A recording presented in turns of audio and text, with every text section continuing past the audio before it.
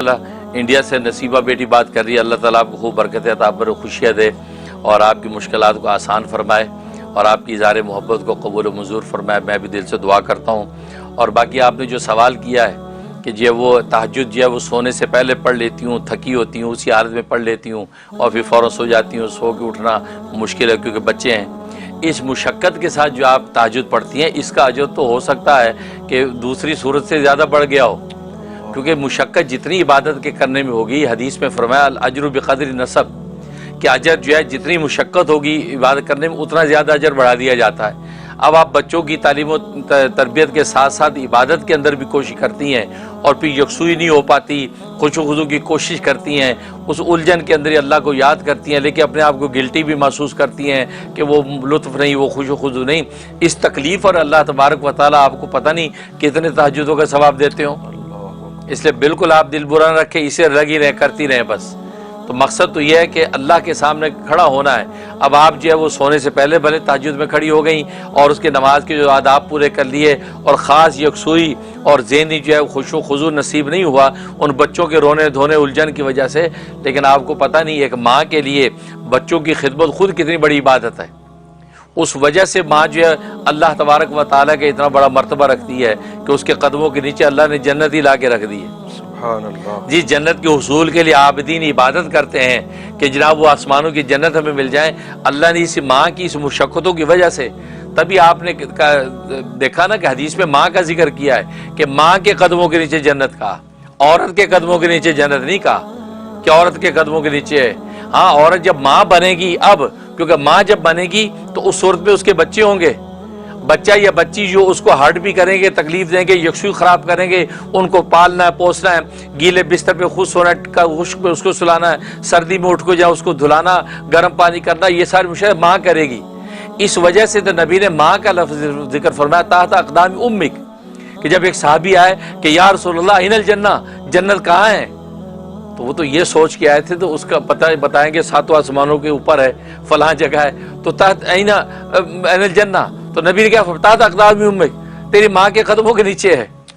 کہ جس جنت کو آسمانوں میں ڈھونڈتا ہے وہ قدموں کے نیچے، تو قدموں کے نیچے اس لیے کہ وہ ماں بنی ہوئی ہے، بچوں کی مشقت میں ہے، تبھی اللہ نے اس کی عبادت کو اس کا بلند مرتبہ دے دیا کہ جس جنت کے حصول کے لیے سجدے کیے جا رہے تھے وہ جنت اس کے پیروں میں لا کے ڈال دی کہ تمہیں کہیں جانے کی تیرے قدموں میں ہی جنت ہے۔ لہذا آپ جتنی کر رہی ہیں عبادت جس مشقت سے بالکل لگی رہیں، دل برا نہ کریں، ایسے موقع پہ شیطان اور نفس وسوسہ ڈالتا ہے اب ایسی نماز کا کیا فائدہ، چھوڑو دفع کرو، جب یکسوئی ہوگی تب پڑھیں گے۔ بہت سی مائیں یہ سوچتی ہیں جب پوچھے نماز پڑھ لی، نہیں پڑھی اس لیے کپڑے ناپاک ہیں، بچے نے پیشاب کر دیا اب کل ہی کروں گی، یہ کرتی نہیں۔ اس لیے حضرت سلیمان علیہ الصلوۃ والسلام کے زمانے کی ایک عورت کل روز قیامت میں پیش کی جائے گی کہ جس کے 100 بچے ہیں، 100 بچے جس کے تھے وہ کل روز قیامت میں پیش کی جائے گی، جس نے ایک بھی نماز جو قضا نہیں کی اور کسی لمحے بھی اللہ کے ذکر سے غافل نہیں ہوئی۔ جب ایسی عورتیں کل روز قیامت میں یہ عذر پیش کریں گی، یہ چھوٹے بچے تھے، کپڑے ناپاک تھے، وضو نہیں کر سکی، کپڑے پاک نہیں کر سکے، موقع نہیں ملا، شوہر کا کھانا پکانا تھا، یہ کرنا تھا، مہمان آ گئے، سسرال آ گیا، میکا آ گیا تو اس لیے نہیں پڑھ سکی، ایسی جو عذر کریں گی ان کے لیے اس عورت کو پیش کیا جائے گا کہ یہ وہ عورت ہے جس کے 100 بچے تھے، سب پالے پوسے اور نماز وقت پہ پڑھی، پاکی ناپاکی کا لحاظ رکھا اور اسے سارے حقوق بھی ادا کیے اپنے خاندان کے، اس کو پیش کیا جائے اس نے کیسے کر لی، یہ بھی تمہاری جیسی عورت تو تھی۔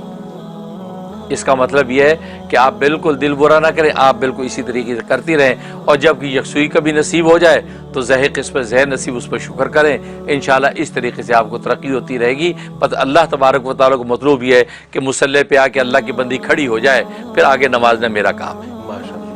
حضرت یہ خوشخبری والدوں کے لیے بھی ہے اگر وہ اپنے بچوں کی خدمت میں لگتے ہیں، لگتے ہیں اور ان کا کنسنٹریشن خراب ہوتا ہے۔ بالکل، والد کے لیے بھی، باپ کے لیے، اس لیے باپ کو تو جنت کا دروازہ بنایا ہے،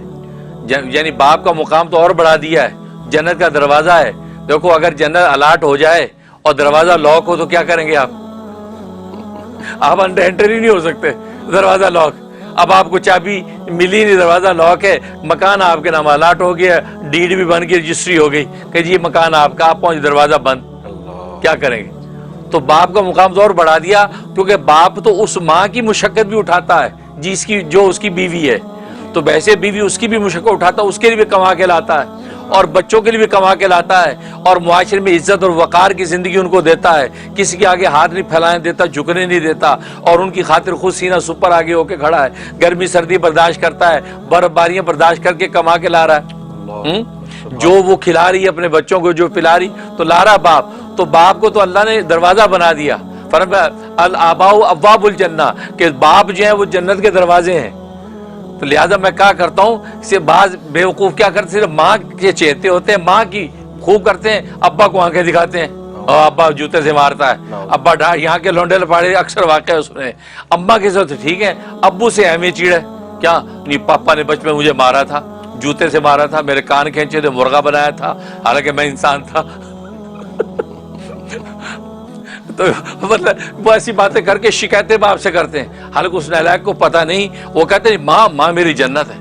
بھائی جنت ہے اس میں شک نہیں ہے، لیکن دروازہ ابا ہے، اس کو ناراض کر لیا، وہ جب نہ کھلا کل کو تو کیا کرو گے، اندر کیسے جاؤ گے؟ لہٰذا دونوں کو، جیسے ہماری دو آنکھیں ہیں، اصل میں ماں باپ ہماری دو آنکھیں ہیں، سیدھی آنکھ الٹی نہیں ہے تو بھی آپ کے ناقص ہیں، الٹی ہے سیدھی نہیں تو بھی آپ ناقص ہیں، دونوں آنکھیں آپ کی کامل مکمل ہوں تو آپ سیدھی راہ دیکھ کے منزل پہ پہنچیں گے۔ تو لہٰذا ماں باپ دونوں کا لحاظ رکھنا چاہیے۔ یا مجھے اکثر شکایتیں ہیں کہ لونڈے لپاڑے ٹینیجر باپ کے ساتھ تو ان کو خار ہوتی ہے عام طور پہ، اماں کی پھر بھی سن لیتے ہیں، اسے دونوں کی سنو گے، دو کان دو کی سننے کے لیے ہیں، ان دونوں کانوں کو دونوں کے لیے استعمال کریں۔ سبحان اللہ، جزاک اللہ۔